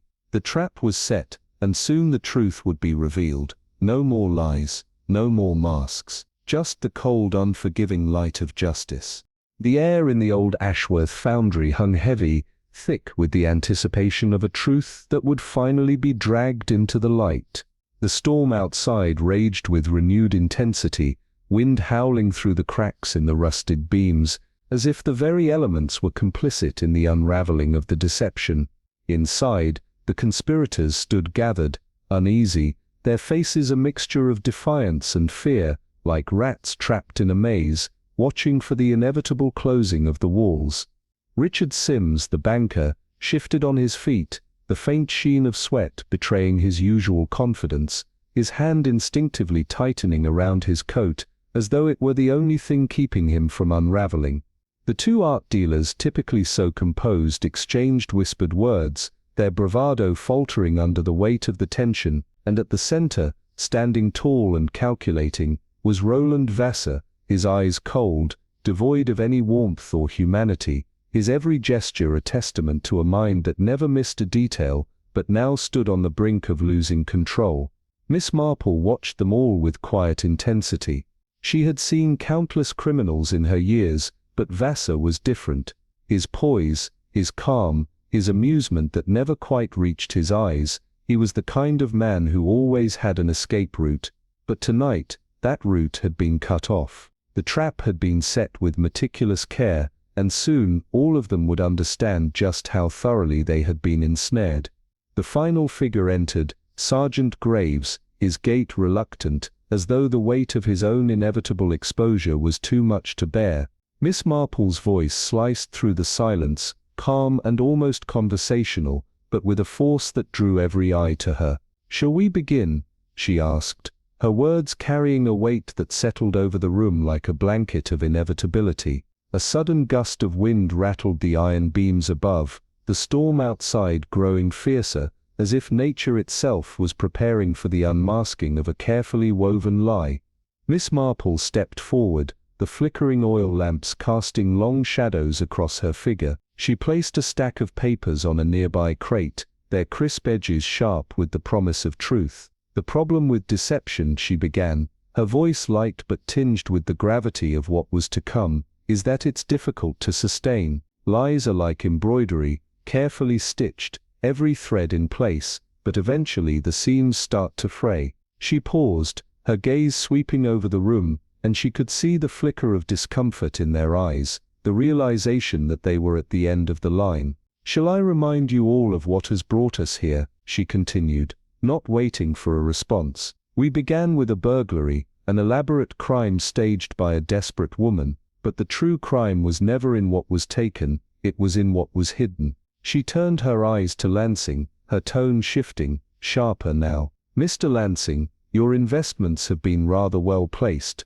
haven't they? Art acquisitions, business loans, but where exactly did the money go?" Lansing opened his mouth, but Miss Marple raised a hand, silencing him. She shifted her gaze to Colonel Braithwaite. "And you, Colonel, a man of discipline, surely would not have involved himself in something as lowly as forgery. Yet here your name appears, linked to stolen artifacts." The Colonel's jaw tightened, but he did not deny it. Miss Marple's eyes turned to Richard Sims, the banker, and her lips curved into a faint smile of disgust. "Mr. Sims," she said softly, "your hands are far dirtier than you would care to admit. Where do you suppose all those laundered funds truly went?" Sims made a strangled sound, his face pale. "I had no choice," he stammered, but Miss Marple's brow arched, disbelief etched into her expression. "No choice," she echoed, the words a razor-sharp whisper. "How fascinating." She turned finally, to the one man who had been at the heart of it all. "And then there's you, Sergeant Graves," she said, her voice now colder, cutting through the air like ice. "The man who should have upheld the law, but instead you protected the guilty, redirected suspicion, controlled the investigation." Graves' face remained unreadable, but a muscle in his jaw twitched. "You have no proof," he muttered, his voice low, strained. Miss Marple's smile was faint but knowing. "Oh, but I do," she said. She gestured subtly, and at that moment, the doors at the far end of the foundry swung open. 3 uniformed policemen entered, followed by none other than Chief Inspector Barnes. Graves stiffened, his hand moving instinctively to the pocket where his pistol always rested. But Barnes was quicker, his voice slicing through the tension like a blade. "I wouldn't," Barnes said sharply, and Graves hesitated, his world crumbling in slow motion as he realized the game was up. His hand fell away, and Miss Marple allowed herself a breath of relief. "There's always a choice, Sergeant," she said softly, her gaze unwavering, "and tonight you made the wrong one." As the conspirators were led away, the foundry fell into a heavy silence, the only sound the faint creak of the old beams above. Only 2 figures remained in the cold, dim space, Miss Marple and Evelyn Archer, the last to understand just how deep the roots of betrayal had grown. For a long moment, Evelyn stood in silence, her back stiff and unmoving, as if the weight of the truth had frozen her in place. Finally, she spoke, her voice barely a whisper. "So you knew." Miss Marple's eyes met hers, a quiet understanding passing between them like an unspoken agreement. "I suspected," she replied softly, her tone calm but layered with the depth of years spent reading between the lines of deception. "But I needed confirmation." Evelyn let out a low, bitter laugh, the sound hollow and tinged with years of regret. "And now you have it." The words hung heavy in the air, the finality of them settling like dust in a room that had long been abandoned. Miss Marple regarded Evelyn carefully, her gaze sharp, yet filled with something almost tender. "You never planned to disappear, did you?" she asked, her voice soft, almost a gentle prod. Evelyn paused, her eyes flickering with something deeper, something more fragile than the exterior she had so carefully built. No, she admitted, her voice steady despite the tremor of emotion in her chest. I planned to expose them. The admission came not with the triumph of a victory, but with the weariness of someone who had fought a long and losing battle. There was a quiet triumph in her eyes, but it was the kind of victory that tasted more like ashes, tinged with the sorrow of what had been sacrificed in the process. I was never just a pawn, Miss Marple, she continued, her gaze flickering toward the door as though the escape it represented was both a temptation and a reminder of all that had been lost. I played my own game. Miss Marple nodded slowly, acknowledging the complexity of Evelyn's role in the tangled web. Yes, she said quietly, and you played it well. Evelyn exhaled sharply, as if releasing the last of her breath in a final surrender to the inevitable. What happens now? She asked, her voice hollow, as though the question was as much for herself as it was for Miss Marple. The older woman considered her for a long moment, the weight of the world contained in that gaze. That, my dear, she said, her voice steady, is entirely up to you. As the storm outside began to wane, the oppressive weight of the past slowly began to lift, carried away by the wind, but the echoes of it lingered in the air. Miss Marple stepped into the cool night, the sharp gusts of wind carrying away the lingering traces of deceit and betrayal. The case was over, the guilty revealed, but in the quiet recesses of her mind, one thought remained in the grandest games of deception. The most dangerous players were often the ones you never saw coming. The next day, the Fareham Magistrates' Court, with its imposing grey stone and iron-framed windows, stood like an eternal monument to the weight of justice. The air was thick with tension as the final chapter of a long and tangled affair unfolded before the eyes of the villagers. Miss Marple sat quietly in the back row, her eyes never leaving the dock where the perpetrators stood, each one marked by the invisible weight of their crimes. Godfrey Lansing, his once impeccable appearance now cracked and dishevelled, sat rigid, his hands tightly clasped as if holding on to the last shred of his dignity. The lies, the manipulation, the concealed fraud, it had all come crashing down around him. Colonel Braithwaite, whose military discipline could not hide the sheen of sweat on his brow, looked every bit the man who had thought himself untouchable, only to find that his covert involvement in the syndicate had exposed him for what he truly was. Richard Sims, the banker, looked like a man who had aged decades in a matter of days, his usual air of financial control replaced by a man who could not fathom the exposure of his own sins. The art dealers, who once wore charm like a second skin, now shifted uncomfortably, the veneer of confidence replaced by quiet fear. And in the center of it all stood Sergeant Graves, the man who had once been an officer of the law, now a prisoner to his own deceit. He had said nothing since his arrest, offering neither confession nor denial, but his betrayal cut deeper than any of the others. Miss Marple knew he understood the full gravity of what he had lost. As the magistrate's gavel fell, the finality of it echoed through the room, and Miss Marple allowed herself a soft exhale. The case was closed, but not all endings were neat. The rain had stopped, leaving behind a world washed clean but burdened by its own weight. She found Evelyn at the small cottage where she had been confined to house arrest, standing by the window, her hands resting lightly on the sill, as though bracing herself against something unseen. She did not turn as Miss Marple entered. "So this is how it ends," Evelyn said, her voice soft and distant. Miss Marple moved forward, her steps slow and deliberate, taking a seat near the unlit hearth. Her gaze was gentle but unwavering, filled with the wisdom of someone who had seen the darkest corners of human nature, and yet remained unshaken. "It ends as it was always meant to," she said quietly. Evelyn let out a bitter, weary laugh, her eyes glistening with the weight of unshed tears. "And how was that exactly?" Miss Marple studied her carefully, her eyes keen as she saw through the facade. "That, my dear," she said, her voice low and thoughtful, "depends entirely on you." Evelyn turned then, her eyes sharp with something unreadable. "I played my part, Miss Marple. I lured them out, didn't I?" Miss Marple nodded, acknowledging the part Evelyn had played in their tangled game. "Yes," she said, but the question remains, was it for justice, or for survival? Evelyn's fingers tightened against the windowsill, and for a brief moment, something vulnerable flickered in her eyes.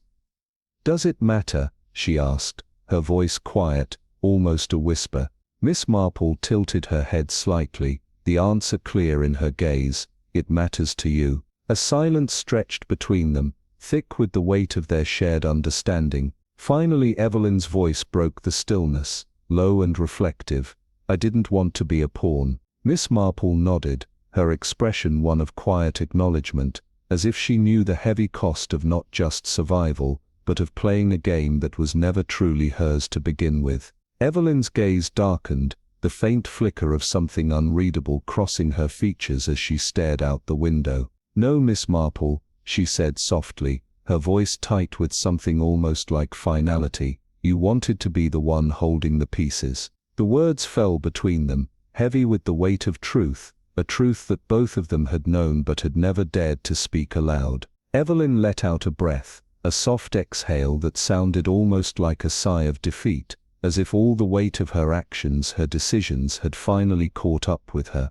"And yet here I am," she murmured, her words carrying an unspoken resignation. Miss Marple's gaze softened, her eyes filled with a quiet understanding. "Perhaps the game was never truly about winning," she replied, her voice gentle but firm, the kind of voice that came from years of seeing people dance in the shadows of their own desires. For a long moment, Evelyn said nothing, the silence between them thick and oppressive, until finally, with a slow, deliberate motion, she turned back to the window. It was as though she were looking beyond the cottage walls, beyond the confines of the life she had built, to something only she could see, something that no one else could ever understand. Miss Marple stood, her movements calm and composed, adjusting her gloves with meticulous care. "Goodbye, my dear," she said, her voice soft but resolute. She did not wait for an answer, stepping out into the quiet night with the grace of someone who had long been acquainted with the burden of silence. Evelyn's fate, Miss Marple knew, would not be written in any courtroom, nor would it be decided by anyone but herself. And in the end, that was all Evelyn had ever truly wanted, to be the one to decide her own story. The gardens of St. Mary Mead glowed softly in the early morning light, the dew clinging to the petals of roses, like the last whispers of the night before. Miss Marple sat on a stone bench beneath the great yew tree, a small plate of shortbread biscuits by her side, her hands folded neatly over her lap. She had seen many endings in her time, some just, some tragic, and some so entangled in moral ambiguity that no true satisfaction could be found. But this, she thought as she watched the morning unfold, was somewhere in between. The guilty had been brought to justice, yes, but there was no true victory in unmasking the frailties of human nature. She thought of Evelyn, standing at the window, a prisoner of her own making, and of Sergeant Graves, once a man of principle but now undone by ambition. She thought of Roland Vaser, a man who had escaped the noose once again, his influence lingering like a ghost among the ruins of the conspiracy. And then she thought of justice, not as an absolute, but as something fragile, something that shifted depending on who held the scales. Miss Marple reached for a biscuit, taking a delicate bite before sighing, her breath filled with the weight of years spent untangling secrets. There would always be another mystery, another deception waiting to be unraveled, and she, an old woman in a quiet village, would be there to see through it all. As the morning sun rose higher over St. Mary Mead, Miss Marple allowed herself one final thought. The greatest mysteries were not those solved in courtrooms or whispered in shadowed corridors. They were the ones that lived in the hearts of people, their choices, their betrayals, their desperate grasps for something just beyond their reach. And those, she supposed, would never truly be solved. St. Mary Mead had always been a place of quiet charm, where time moved at a gentler pace, and the troubles of the world felt more like distant ripples than crashing waves. But in the past weeks, it had been a stage for secrets, betrayals and justice served. Today, though, was different. Today the sun shone brightly over the rolling green fields, and the air was thick with the scent of freshly baked bread, and early summer blooms. Miss Marple sat in her favorite chair, positioned just beneath the large window of her sitting room, where the morning light streamed in, casting a warm glow upon her delicate tea set. Outside, the world bustled, gardeners tending to their roses, shopkeepers preparing for the afternoon rush, and the occasional chatter of villagers, exchanging pleasantries. For once there was no pressing mystery to solve, only the pleasant sounds of a village returning to itself. Then a soft knock interrupted her musings. Miss Marple placed her cup down gently, calling, "Come in," her voice calm. To her mild delight, Inspector Barnes stepped through the door, removing his hat with a polite nod. "You're looking rather content, Miss Marple," he remarked with a smile. She returned the smile, her eyes twinkling with the quiet satisfaction of someone who had seen the world spin its tangled webs, and for once found herself at peace with the threads she had unravelled. Inspector Barnes observed Miss Marple with sharp eyes, a faint glimmer of amusement betraying the gruff exterior he so often wore. "I expected to find you deep in the heart of some new mystery," he remarked, his voice tinged with both curiosity and admiration. Miss Marple smiled, her hands gracefully gesturing toward the steaming teapot. "Even a detective must have her moments of peace, Inspector. Would you care for some tea?" she asked, her voice calm and soothing as always. Barnes chuckled, the sound warm yet tinged with a touch of his usual dry humor. "If it means I won't have to chase down another criminal while I drink it, then gladly." He settled into the chair opposite her, his eyes scanning the room as though half expecting a clue to reveal itself between the lace curtains or hidden beneath a floral cushion. "You did quite the job unraveling that case," he admitted, the respect clear in his tone. "And if I may say so, you looked positively pleased while watching Graves and Lansing being led away." Miss Marple stirred her tea gently, her expression one of serene satisfaction. "Justice is a rather rewarding thing, don't you think, Inspector?"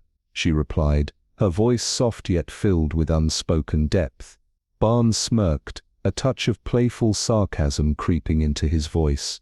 "That it is, though I do wonder what will you do now that there are no more villains lurking about."